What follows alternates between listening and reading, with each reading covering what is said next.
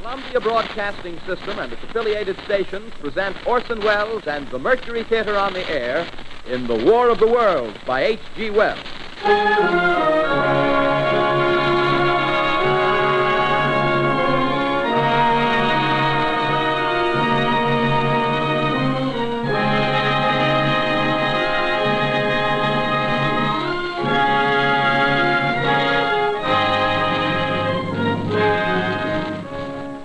Ladies and gentlemen, the director of the Mercury Theatre and star of these broadcasts, Orson Welles. We know now that in the early years of the 20th century, this world was being watched closely by intelligences greater than man's, and yet as mortal as his own. We know now that as human beings busied themselves about their various concerns, they were scrutinized and studied, perhaps almost as narrowly as a man with a microscope might scrutinize the transient creatures that swarm and multiply in a drop of water. With infinite complacence, people went to and fro over the earth about their little affairs, serene in the assurance of their dominion over this small, spinning fragment of solar driftwood, which by chance or design, man has inherited out of the dark mystery of time and space. Yet across an immense ethereal gulf, minds that are to our minds as ours are to the beasts in the jungle, intellects, vast, cool, and unsympathetic, regarded this earth with envious eyes and slowly and surely drew their plans against us. In the 39th year of the 20th century came the Great Disillusionment. Near the end of October, business was better. The war scare was over. More men were back at work. Sales were picking up. On this particular evening, October 30th, the Crosley service estimated that 32 million people were listening in on radios. Next 24 hours, not much change in temperature. A slight atmospheric disturbance of undetermined origin is reported over Nova Scotia, causing a low-pressure area to move down rather rapidly over the northeastern states, bringing a forecast of rain accompanied by winds of light gale force. Maximum temperature 66, minimum 48. This weather report comes to you from the Government Weather Bureau. We take you now to the Meridian Room in the Hotel Park Plaza in downtown New York, where you will be entertained by the music of Raymond Raquello and his orchestra.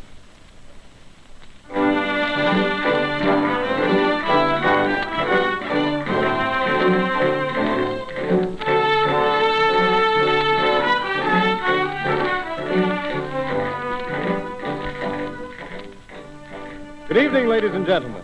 From the Meridian Room in the Park Plaza Hotel in New York City, we bring you the music of Raymond Raquello and his orchestra. With a touch of the Spanish, Raymond Raquello leads off with La Comparsita.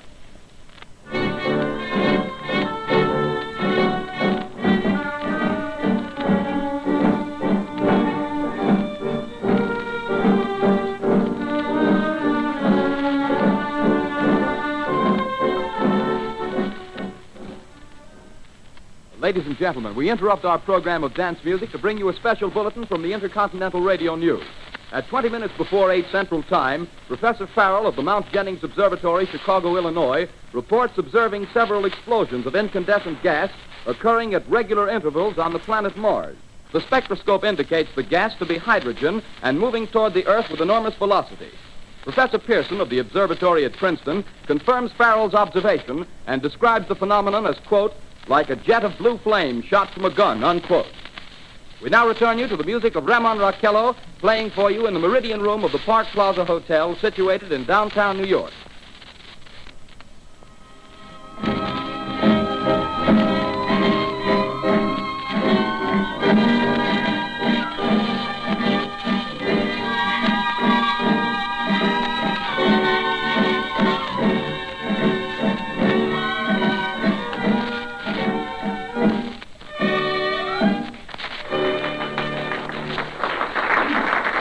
And now a tune that never loses favor, the ever-popular Stardust, Raymond Raquello and his orchestra.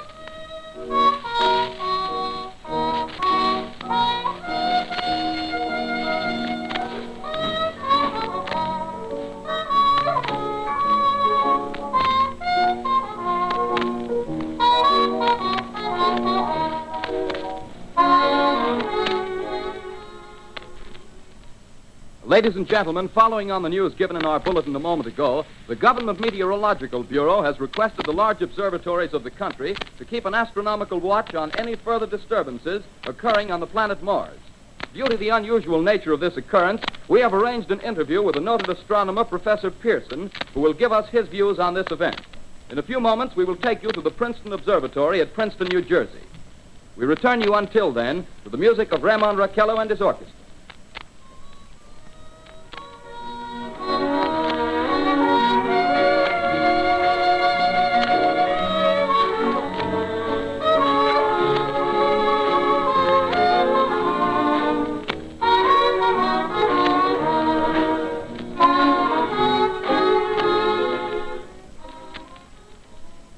We are ready now to take you to the Princeton Observatory at Princeton, where Carl Phillips, our commentator, will interview Professor Richard Pearson, famous astronomer. We take you now to Princeton, New Jersey. Good evening, ladies and gentlemen. This is Carl Phillips speaking to you from the observatory at Princeton. I'm standing in a large semicircular room, pitch black except for an oblong split in the ceiling. Through this opening, I can see a sprinkling of stars that cast a kind of frosty glow over the intricate mechanism of the huge telescope. The ticking sound you hear is the vibration of the clockwork. Professor Pearson stands directly above me on a small platform, peering through the giant lens. I'll ask you to be patient, ladies and gentlemen, during any delay that may arise during our interview. Besides the ceaseless watch of the heavens, Professor Pearson may be interrupted by telephone or other communication. During this period, he is in constant touch with the astronomical centers of the world. Professor, may I begin our questions? Any time, Mr. Phillips. Professor, would you please tell our radio audience exactly what you see as you observe the planet Mars through your telescope? Nothing unusual at the moment, Mr. Phillips. A red disk swimming in the blue sea. Transverse stripes across the disk. Quite distinct now because Mars happens to be at the point nearest the Earth, in opposition, as we call it. In your opinion, what do these transverse stripes signify, Professor Pearson? Not canals, I can assure you, Mr. Phillips. They... Although that's the popular conjecture of those who imagine Mars to be inhabited. From a scientific viewpoint, the stripes are merely the result of atmospheric conditions peculiar to the planet. Then you're quite convinced, as a scientist, that living intelligence as we know it does not exist on Mars? I should say the chances against it are 1,000 to 1. And yet, how do you account for these gas eruptions occurring on the surface of the planet at regular intervals? Phillips, I cannot account for it. By the way, Professor, for the benefit of our listeners, how far is Mars from the Earth? Approximately 40 million miles. Well, that seems a safe enough distance. Just a moment, ladies and gentlemen. Someone has just handed Professor Pearson a message. While he reads it, let me remind you that we are speaking to you from the observatory in Princeton, New Jersey, where we are interviewing the world-famous astronomer, Professor Pearson. One moment, please. Professor Pearson has passed me a message which he has just received. Professor, may I read the message to the listening audience? Certainly, Mr. Phillips. Ladies and gentlemen, I shall read you a wire addressed to Professor Pearson from Dr. Gray of the Natural History Museum, New York. Quote, 9:15 p.m. Eastern Standard Time. Seismograph registered shock of almost earthquake intensity occurring within a radius of 20 miles of Princeton. Please investigate. Signed, Lloyd Gray, Chief of Astronomical Division. Unquote. Professor Pearson, could this occurrence possibly have something to do with the disturbances observed on the planet Mars? Hardly, Mr. Phillips. This is probably a meteorite of unusual size, and its arrival at this particular time is merely a coincidence. However, we shall conduct a search as soon as daylight permits. Thank you, Professor. Ladies and gentlemen, for the past 10 minutes, we've been speaking to you from the observatory at Princeton, bringing you a special interview with Professor Pearson, noted astronomer. This is Carl Phillips speaking. We are returning you now to our New York studio.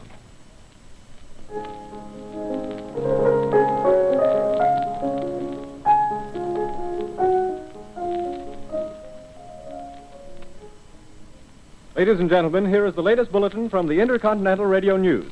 Toronto, Canada. Professor Morse of Macmillan University reports observing a total of 3 explosions on the planet Mars between the hours of 7:45 p.m. and 9:20 p.m. Eastern Standard Time. This confirms earlier reports received from American observatories. Now, nearer home, comes a special bulletin from Trenton, New Jersey. It is reported that at 8:50 p.m., a huge flaming object, believed to be a meteorite, fell on a farm in the neighborhood of Grover's Mill, New Jersey, 22 miles from Trenton. The flash in the sky was visible within a radius of several hundred miles, and the noise of the impact was heard as far north as Elizabeth. we have dispatched a special mobile unit to the scene, and we'll have our commentator, Carl Phillips, give you a word picture of the scene as soon as he can reach there from Princeton. In the meantime, we take you to the Hotel Martinet in Brooklyn, where Bobby Millett and his orchestra are offering a program of dance music.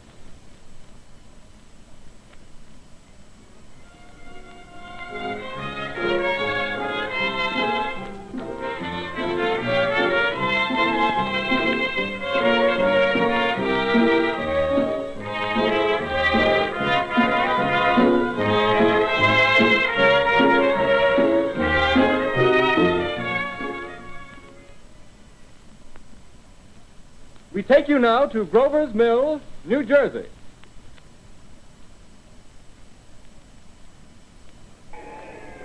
Ladies and gentlemen, this is Carl Phillips again, out at the Wilmot Farm, Grover's Mill, New Jersey. Professor Pearson and myself made the 11 miles from Princeton in 10 minutes. Well, I hardly know where to begin. To paint for you a word picture of the strange scene before my eyes, like something out of a modern Arabian Nights. Well, I just got here. I haven't had a chance to look around yet. I guess that's it. Yes, I guess that's the thing directly in front of me, half buried in a vast pit. Must have struck with terrific force. The ground is covered with splinters of a tree. It must have struck on its way down. But I can see the object itself doesn't look very much like a meteor, at least not the meteors I've seen. It looks more like a huge cylinder. Has a diameter of, what would you say, Professor Pearson? What's that? What would you say, what's the diameter of this? About 30 yards. About 30 yards. The metal on the sheath is, well, I've never seen anything like it. The color is sort of yellowish white. Its curious spectators now are pressing close to the object in spite of the efforts of the police to keep them back. Getting in front of my line of vision. Would you mind standing one side, please? While the policemen are pushing the crowd back. Here's Mr. Wilmot, owner of the farm here. He may have some interesting facts to add. Mr. Wilmot, would you please tell the radio audience as much as you remember of this rather unusual visitor that dropped in your backyard? A step closer, please. Ladies and gentlemen, this is Mr. Wilmot. Well, I was listening to the radio. Closer and louder, please. Pardon me? Louder, please, closer. Yes. I was listening to the radio and kind of drowsing. That professor fellow was talking about Mars, so I was half dozing and half... Yes, Mr. Wilmot, and then what happened? Well, as I was saying, I was listening to the radio, kind of halfway. Yes, Mr. Wilmot, and then you saw something. Well, not first off. I heard something. And what did you hear? A hissing sound like this. Kind of like a 4th of July rocket. Yes, then what? I turned my head out the window and would have sworn I was asleep and dreaming. Yes? I seen a kind of greenish streak and then zingo. Something smacked the ground, knocked me clear out of my chair. Well, were you frightened, Mr. Wilmot? Well, I ain't quite sure.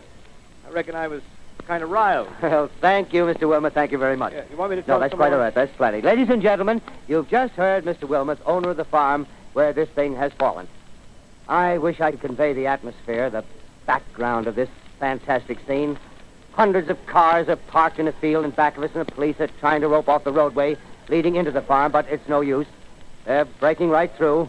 Cars' headlights throw an enormous spotlight on the pit where the object's half buried. Now, some of the more daring souls now are venturing near the edge. The silhouettes stand out against the metal sheen. One man wants to touch the thing. He's having an argument with the policeman. Now, the policeman wins. Now, ladies and gentlemen, there's something I haven't mentioned in all this excitement, but it's becoming more distinct. Perhaps you've caught it already on your radio.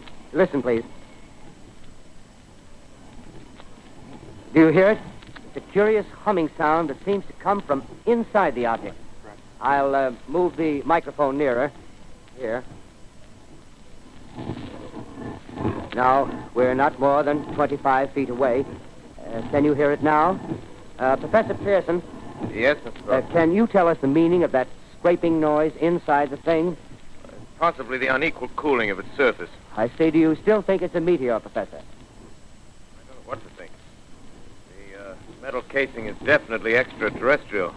Not found on this Earth. Friction with the Earth's atmosphere usually tears holes in a meteorite. This thing is smooth, and you can see its cylindrical Just a minute. shape. Something's happening. Ladies and gentlemen, this is terrific. This end of the thing is beginning to flake off. The top is beginning to rotate like a screw, and the thing must be hollow. He's moving! Keep back there! Keep back there! Keep those men back! Keep back there! Keep those idiots back! Well, Keep off!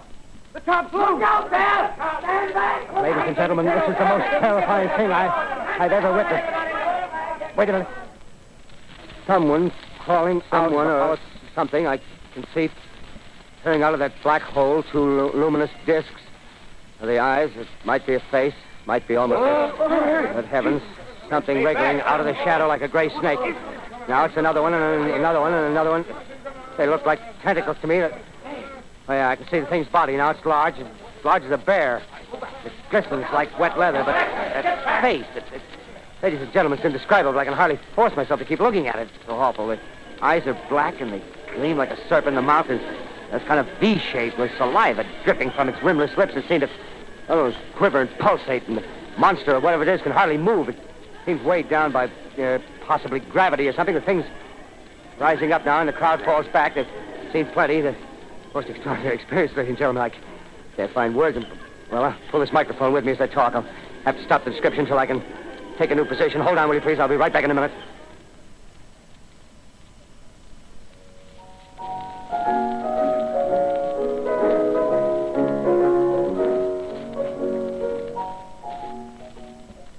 We are bringing you an eyewitness account of what's happening on the Wilmuth Farm, Grover's Mill, New Jersey.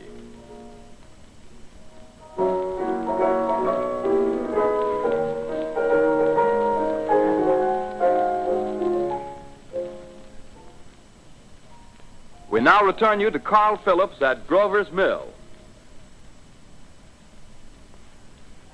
Ladies and gentlemen, am I on?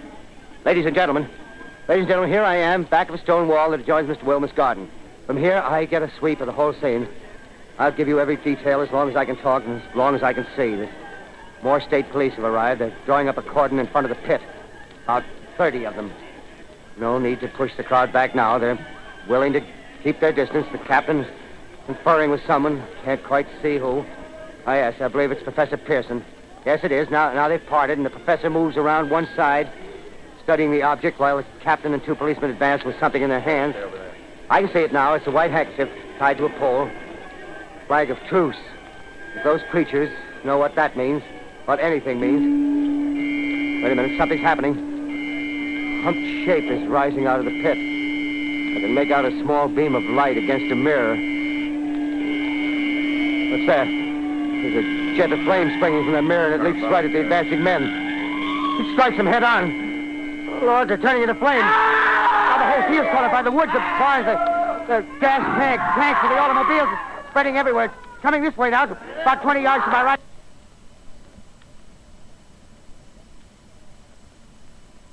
Ladies and gentlemen, due to circumstances beyond our control, we are unable to continue the broadcast from Grover's Mill. Evidently, there's some difficulty with our field transmission. However, we will return to that point at the earliest opportunity. In the meantime, we have a late bulletin from San Diego, California.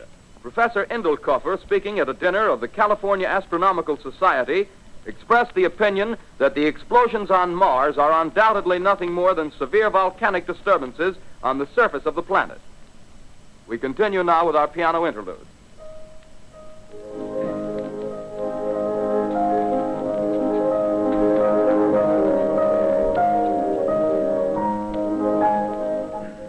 Ladies and gentlemen, I've just been handed a message that came in from Grover's Mill by telephone. Just one moment, please. At least 40 people, including 6 state troopers, lie dead in a field east of the village of Grover's Mill, their bodies burned and distorted beyond all possible recognition. The next voice you hear will be that of Brigadier General Montgomery Smith, commander of the state militia at Trenton, New Jersey.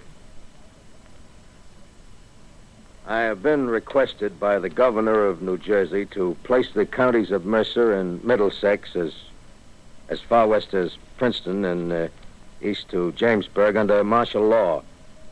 No one will be permitted to enter this area except by special pass issued by state or military authorities.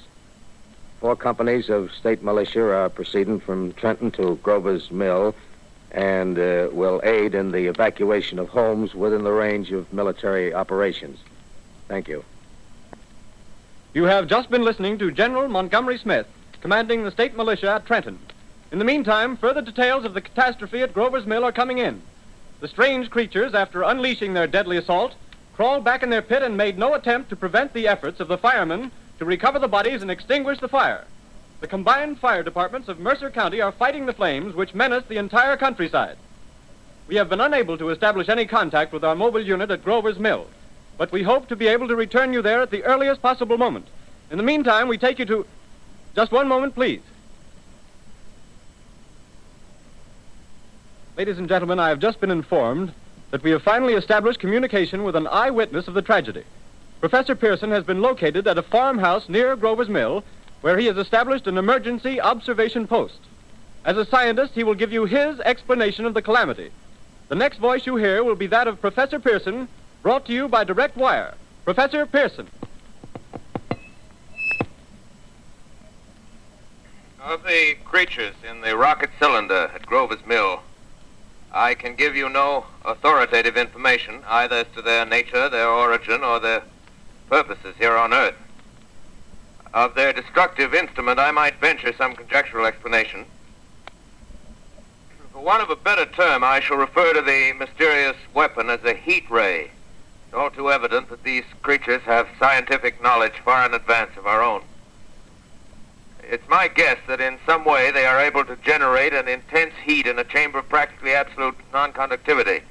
This intense heat they project in a parallel beam against any object they choose by means of a polished parabolic mirror of unknown composition, much as the mirror of a lighthouse projects a beam of light. That is my conjecture of the origin of the heat ray. Thank you, Professor Pearson. Ladies and gentlemen, here is a bulletin from Trenton. It is a brief statement informing us that the charred body of Carl Phillips has been identified in a Trenton hospital. Now here's another bulletin from Washington, D.C. The Office of the Director of the National Red Cross reports 10 units of Red Cross emergency workers have been assigned to the headquarters of the state militia, stationed outside of Grover's Mill, New Jersey. Here's a bulletin from State Police, Princeton Junction. The fires at Grover's Mill and vicinity are now under control. Scouts report all quiet in the pit, and there is no sign of life appearing from the mouth of the cylinder. Now, ladies and gentlemen, we have a special statement from Mr. Harry McDonald, Vice President in charge of operations. We have received a request from the State Militia of Trenton to place at their disposal our entire broadcasting facilities.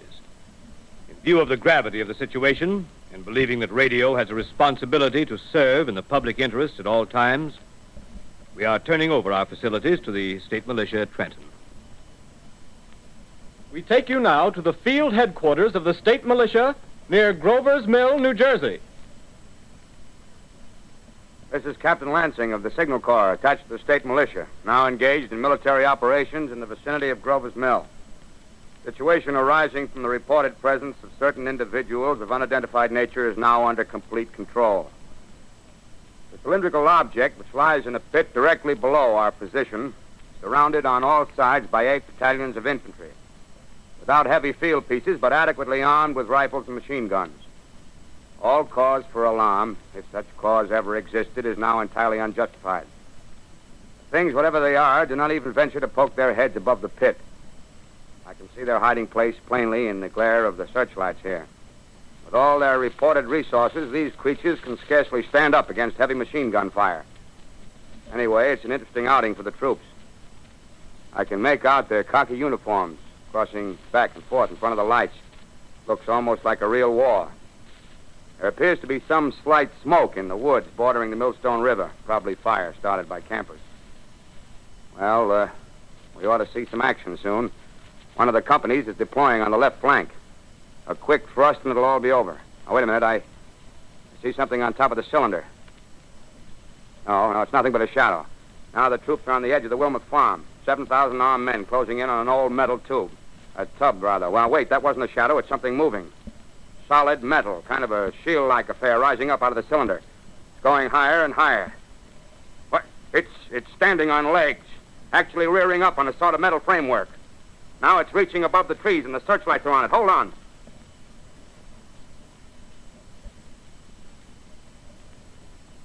Ladies and gentlemen, I have a grave announcement to make. Incredible as it may seem, both the observations of science and the evidence of our eyes lead to the inescapable assumption that those strange beings who landed in the Jersey farmlands tonight are the vanguard of an invading army from the planet Mars. The battle which took place tonight at Grover Mills has ended in one of the most startling defeats ever suffered by an army in modern times. 7,000 men armed with rifles and machine guns pitted against a single fighting machine of the invaders from Mars. 120 known survivors. The rest strewn over the battle area from Grover's Mill to Plainsboro, crushed and trampled to death under the metal feet of the monster, or burned to cinders by its heat ray.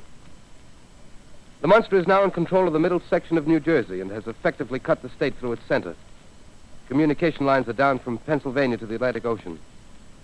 Railroad tracks are torn and service from New York to Philadelphia discontinued, except routing some of the trains through Allerton and Phoenixville.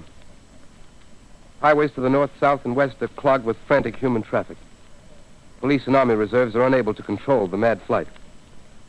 By morning, the fugitives will have swelled Philadelphia, Camden, and Trenton. It is estimated to twice their normal population. Martial law prevails throughout New Jersey and eastern Pennsylvania. At this time, we take you to Washington for a special broadcast on the national emergency. The Secretary of the Interior. Citizens of the nation, I shall not try to conceal the gravity of the situation that confronts the country, nor the concern of your government in protecting the lives and property of its people. However, I wish to impress upon you, private citizens and public officials, all of you, the urgent need of calm and resourceful action. Fortunately, this formidable enemy is still confined to a comparatively small area, and we may place our faith in the military forces to keep them there. In the meantime, placing our faith in God, we must continue the performance of our duties, each and every one of us, so that we may confront this destructive adversary with a nation united, courageous, and consecrated to the preservation of human supremacy on this earth. I thank you. You have just heard the Secretary of the Interior speaking from Washington. Bulletins too numerous to read are piling up in the studio here. We're informed that the central portion of New Jersey is blacked out from radio communication due to the effect of the heat ray upon power lines and electrical equipment. Here's a special bulletin, New York. Cables have been received from English, French, and German scientific bodies offering assistance. Astronomers report continued gas outbursts at regular intervals on the planet Mars. The majority voiced the opinion that the enemy will be reinforced by additional rocket machines. There have been several attempts made to locate Professor Pearson of Princeton, who has observed Martians at close range. It is feared he was lost in the recent battle. Langham Field, Virginia. Scouting planes report 3 Martian machines visible above treetops, moving north toward Somerville with population fleeing ahead of them. The heat ray is not in use, although advancing at express train speed, invaders pick their way carefully. They seem to be making a conscious effort to avoid destruction of cities and countryside. However, they stop to uproot power lines, bridges, and railroad tracks.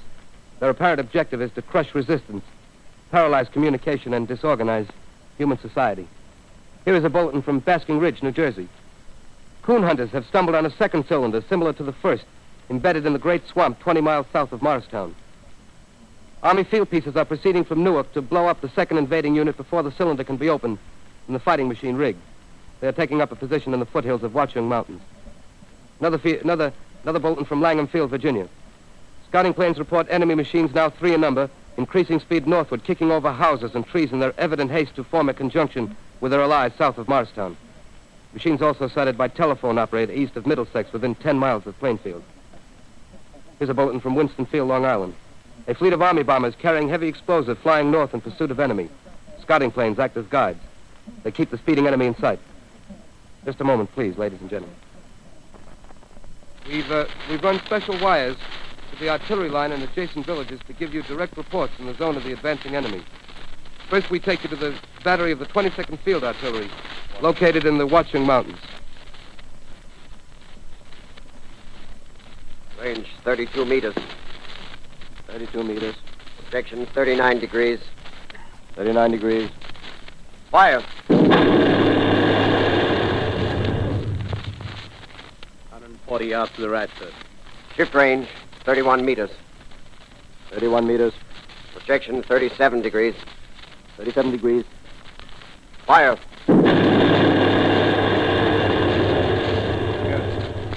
Hit, sir. effort of one of them. They've stopped. The others are trying to repair it. Quick, get the range. Shift 30 meters. 30 meters. Projection 27 degrees. 27 degrees. Fire. Can't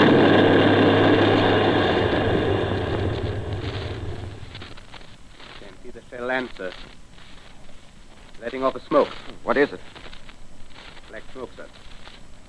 Moving this way. Lying close to the ground. Moving fast. Put on gas masks. Get ready to fire. Shift to 24 meters. 24 meters.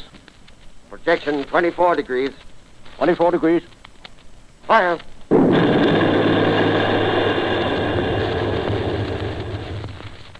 Still can't see, sir. Smoke's coming nearer. Get the range. 13 feet. Meters. 23 meters. 23 meters. 22 degrees. 22 degrees.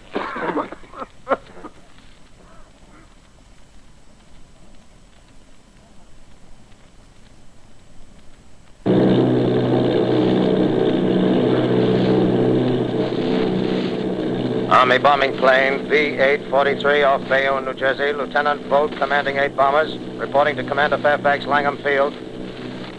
This is Vogt reporting to Commander Fairfax, Langham Field. Enemy tripod machines now in sight. Reinforced by 3 machines from the Morristown cylinder. 6 altogether. 1 machine partially crippled. Believed hit by shell from Army gun in Watchung Mountains. Guns now appear silent. A heavy black fog hanging close to the earth of extreme density, nature unknown. No sign of heat ray. Enemy now turns east, crossing Passaic River into the Jersey marshes. Another straddles the Pulaski Skyway. Evident objective is New York City. They're pushing down a high-tension power station. Machines are close together now, and we're ready to attack. Planes circling, ready to strike.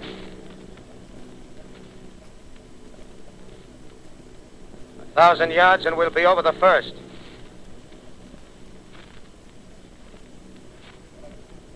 $800 yards.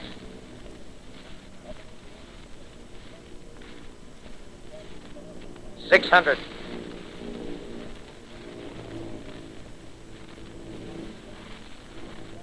$400. 200. There they go. The giant arm raised. Green flash. They're spraying us with flame. 2,000 feet. Engines are giving out. No chance to release bombs. Only one thing left. Drop on them, plane and all. We're diving on the first one. Now the engine's gone. 8.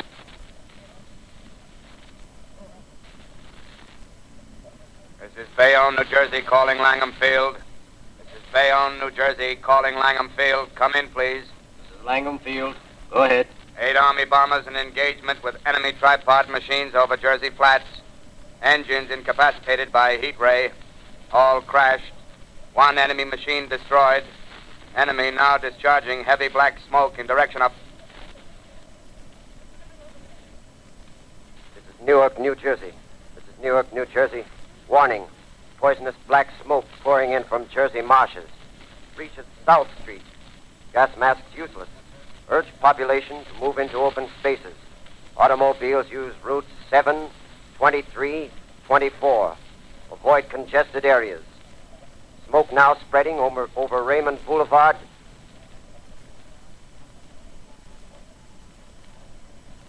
X2L calling CQ, 2X2L calling CQ, 2X2L calling 8X3R. Come in, please. This is 8X3R coming back at 2X2L. How's reception? How's reception? Okay, please. Where are you, 8X3R? What's the matter? Where are you?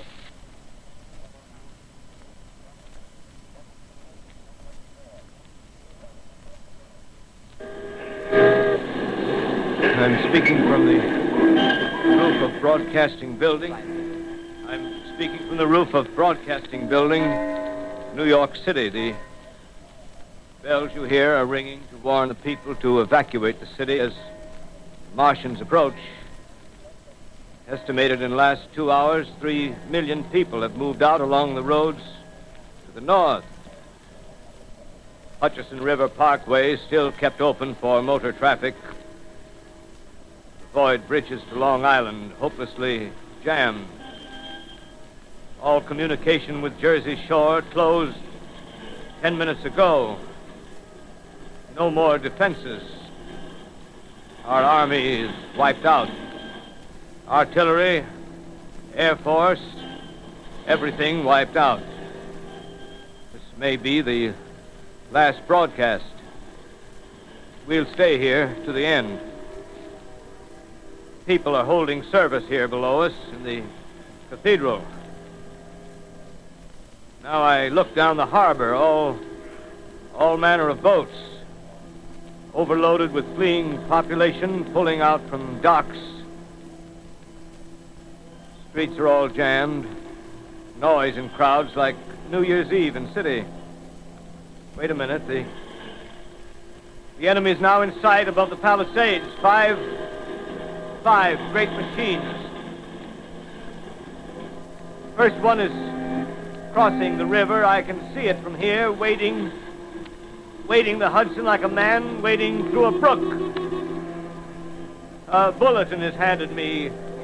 Martian cylinders are falling all over the country. One outside of Buffalo, one in Chicago, St. Louis. Seem to be timed and spaced. Now the first machine reaches the shore. He stands watching, looking over the city. Steel cowlish head is even with the skyscrapers. He waits for the others. They rise like a line of new towers on the city's west side. Now they're lifting their metal hands. This is the end now. Smoke comes out, black smoke drifting over the city. People in the streets see it now. They're running toward the East River, thousands of them, dropping in like rats. Now the smoke's spreading faster. It's reached Times Square. People are trying to run away from it, but it's no use. They're falling like flies. Now the smoke's crossing 6th Avenue. 5th Avenue. 100 yards away.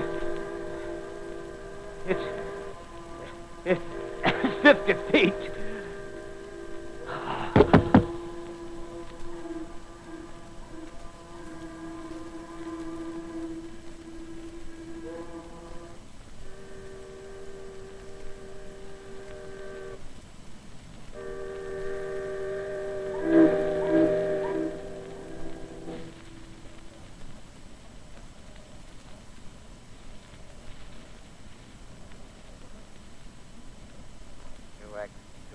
Calling CQ. 2X2L calling CQ. 2X2L calling CQ, New York. Isn't there anyone on the air? Isn't there anyone on the air? Isn't there anyone? 2X2L.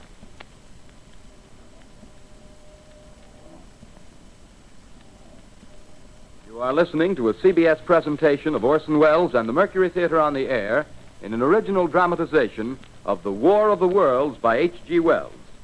The performance will continue after a brief intermission. This is the Columbia Broadcasting System. The War of the Worlds by H.G. Wells, starring Orson Welles and the Mercury Theatre on the Air.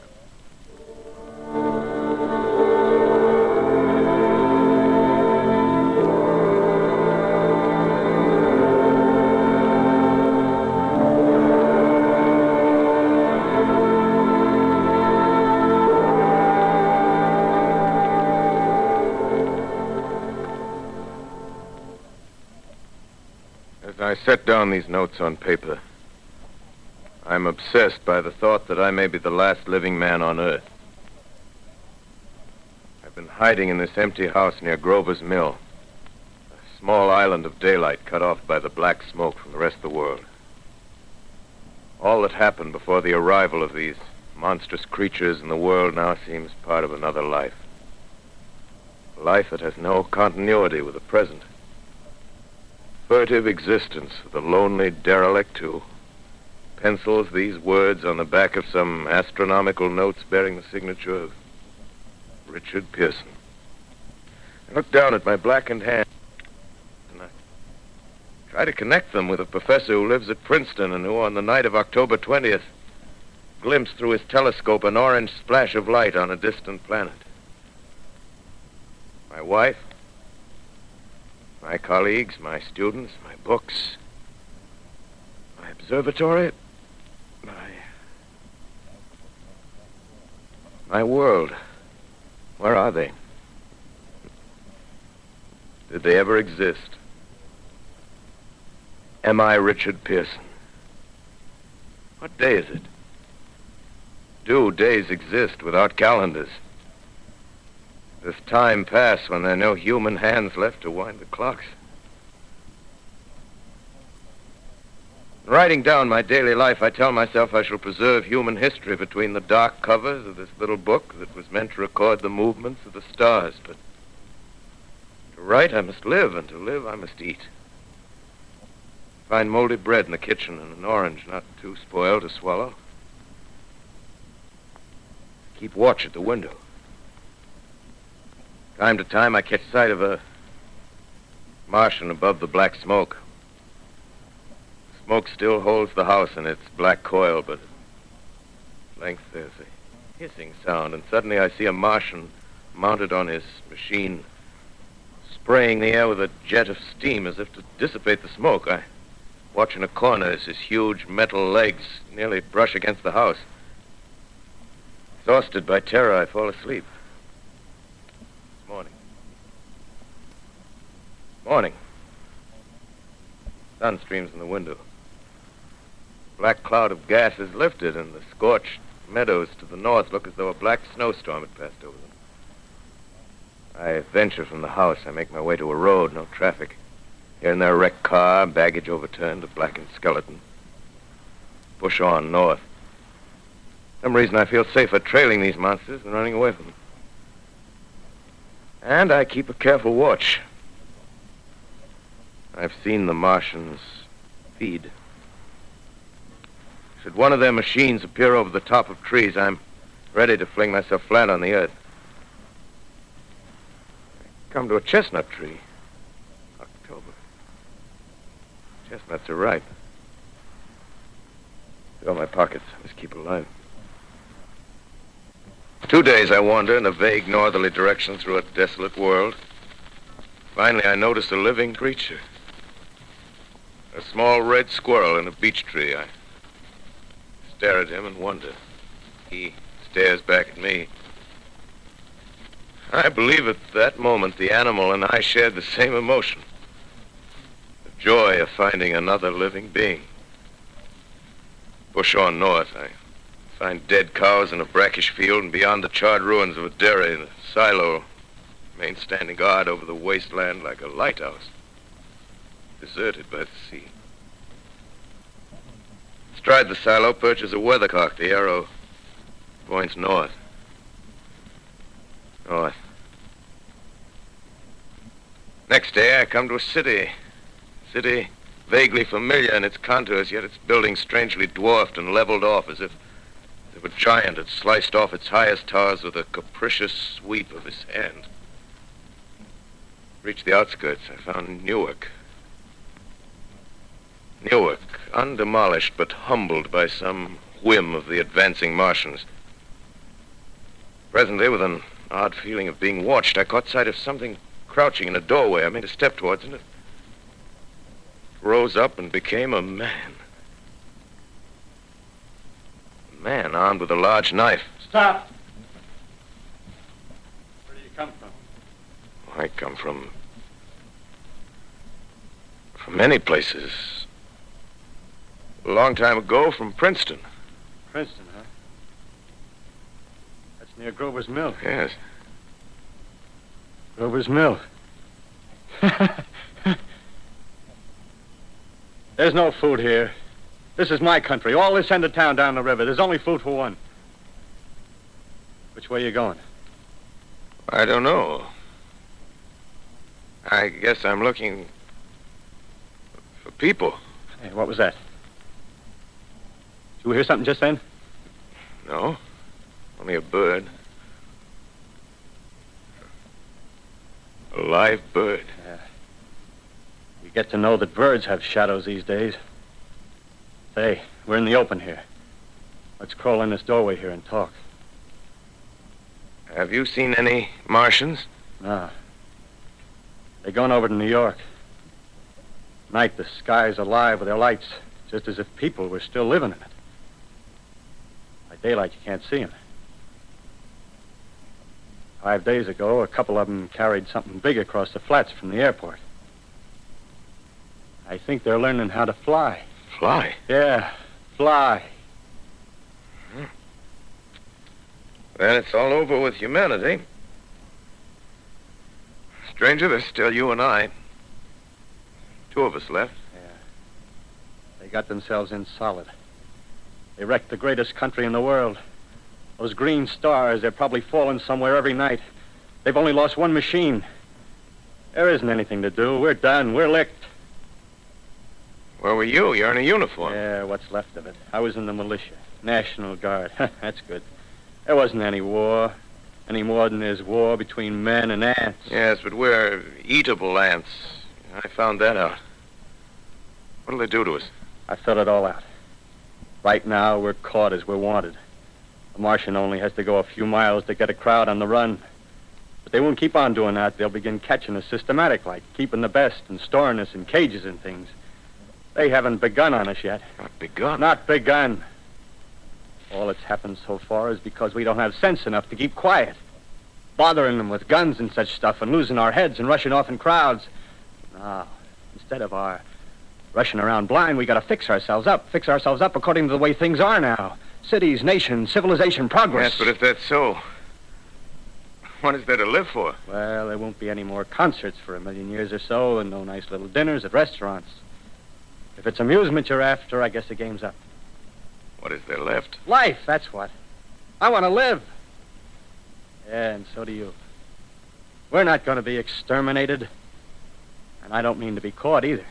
Tamed and fattened and bred like an ox. What are you going to do? I'm going on. Right under their feet. I got a plan. We men, as men, we're finished. We don't know enough. We got to learn plenty before we got a chance. We've got to live and keep free while we learn, see? I've thought it all out, see? Well, tell me the rest. Well, it isn't all of us that are made for wild beasts. That's what it got to. That's what it got to be. That's why I watched you. Watched you. All those little office workers that used to live in these houses. They be no good. They haven't any stuff in them. They used to run off to work. I've seen hundreds of them running to catch their commuter's train in the morning, afraid they'd get canned if they didn't. Running back at night, afraid they wouldn't be in time for dinner. Lives insured and a little invested in case of accidents.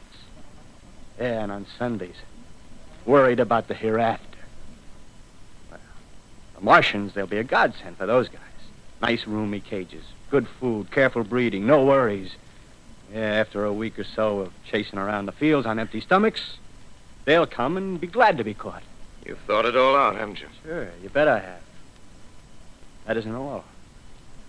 These Martians are going to make pets of some of them. Train them to do tricks. Who knows, get sentimental over the pet boy who grew up and had to be killed. Yeah, and some maybe, they'll train to hunt us. Oh, no, it's impossible. Human Yes, beings. they will. There's men who do it gladly. One of them ever comes after me, by... In the meantime, you and I and others like us, where are we to live when the Martians own the Earth? I got it all figured out. We'll live underground. I've been thinking about the sewers. Under New York, there are miles and miles of them. The main ones, they're big enough for anybody. And there's cellars, vaults, underground storerooms, railway tunnels, subways. You begin to see, huh? We'll get a bunch of strong men together. No weaklings. That rubbish, out. As you meant me to go. All right. Give you a chance, didn't I? Won't quarrel about that. Go on. Well, we got to make safe places for us to stay in, see? Get all the books we can. Science books. That's where men like you come in, see? We raid the museums. We'll even spy on the Martians. May not be so much we have to learn before... Listen. Just imagine this. 4 or 5 of their own fighting machines suddenly start off. Heat rays right and left. Not a Martian in them. Not a Martian in them, see? But men. Men who've learned the way how. May even be in our time. Gee. Imagine having one of them lovely things with a heat ray wide and free. We'd turn it on Martians. We'd turn it on men. We'd bring everybody down on their knees. That's your plan. Yeah. You, me, a few more of us. We'd own the world. I see. Hey. Hey, what's the matter? Where are you going? Not to your world.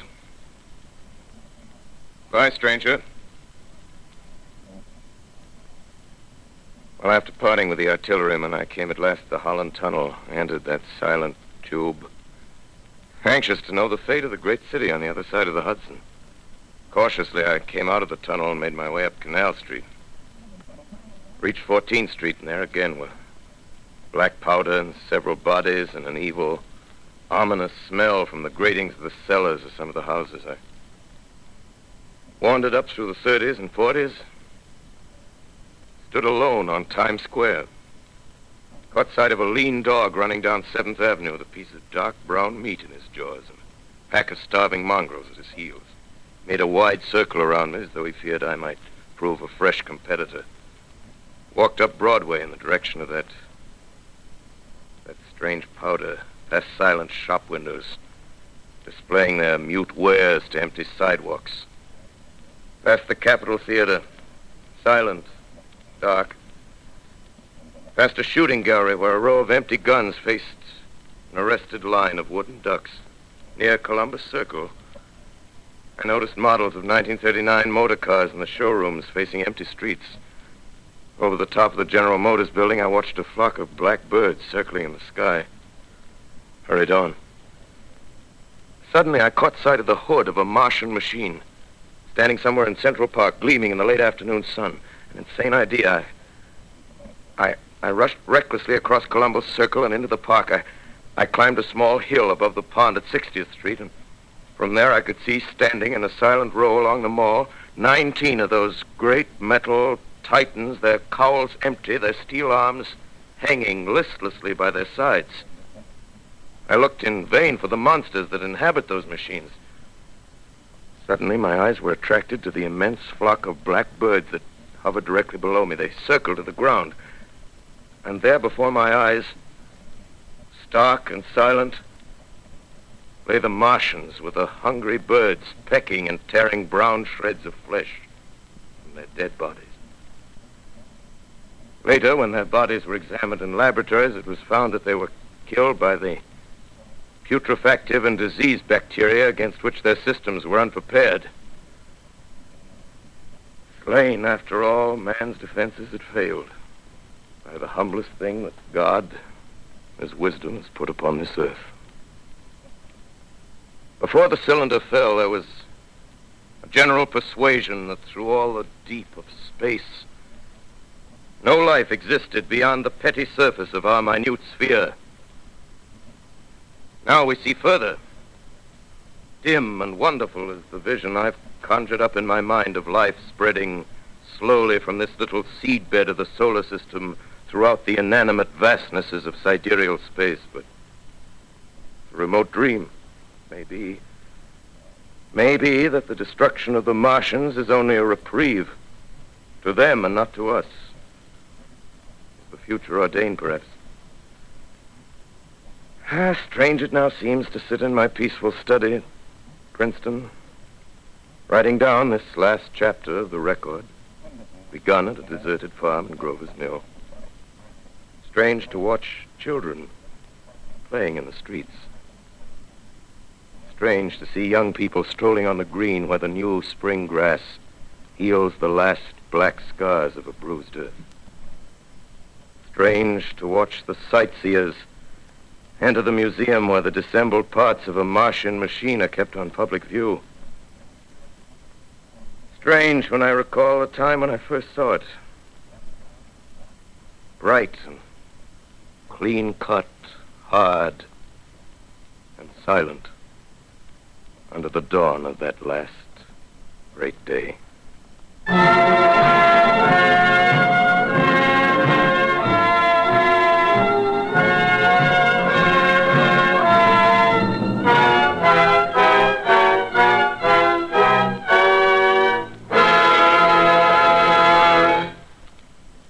This is Orson Welles, ladies and gentlemen, out of character, to assure you that the War of the Worlds has no further significance than as the holiday offering it was intended to be.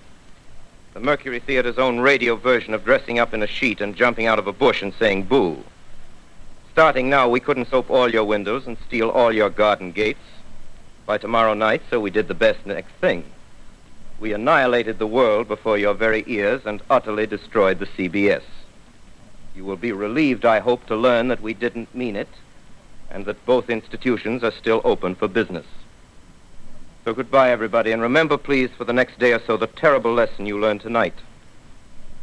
That grinning, glowing, globular invader of your living room is an inhabitant of the pumpkin patch, and if your doorbell rings and nobody's there, that was no Martian, it's Halloween.